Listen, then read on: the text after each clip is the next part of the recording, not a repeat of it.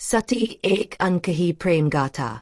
यह कथा है सती की, जो शिव से प्रेम करती थीं, लेकिन उनका यह प्रेम समाज के अभिमान और अहंकार की भेंट चढ़ गया।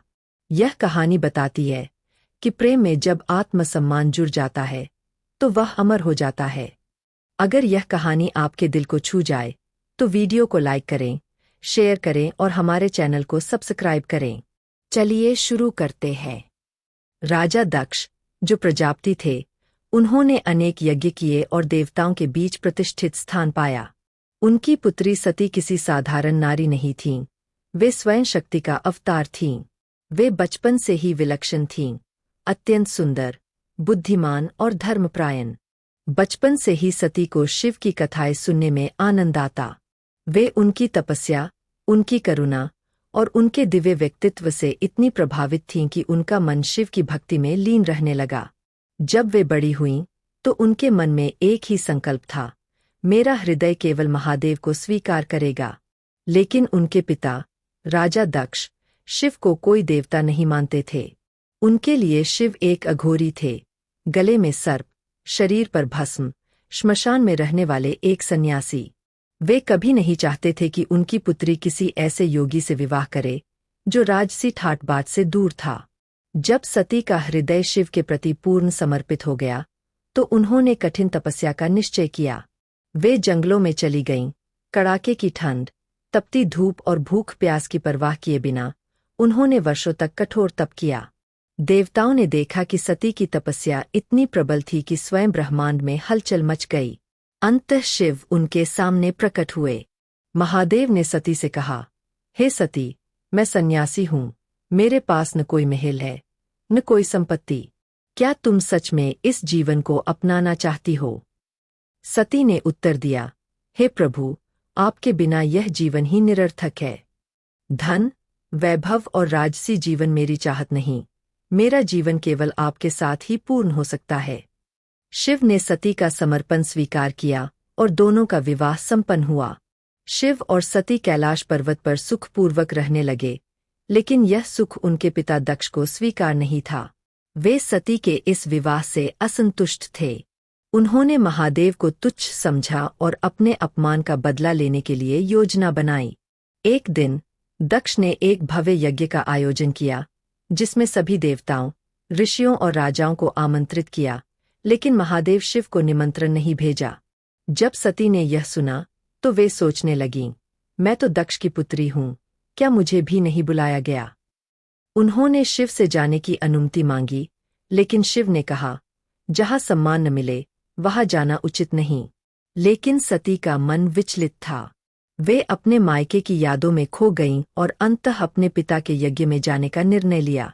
जब सती अपने पिता के महल पहुंचीं तो उन्होंने देखा कि वहां पर सभी राजाओं और देवताओं के लिए शानदार स्वागत हुआ, लेकिन उनके पति का नाम लेना भी निषिद्ध था।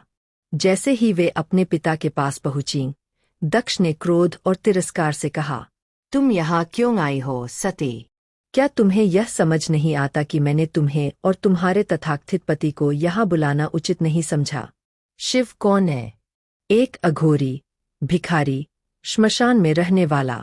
यह मेरा अपमान है कि मेरी बेटी ने ऐसे व्यक्ति से विवाह किया। सती के हृदय में यह शब्द तीर की भांति चुभे।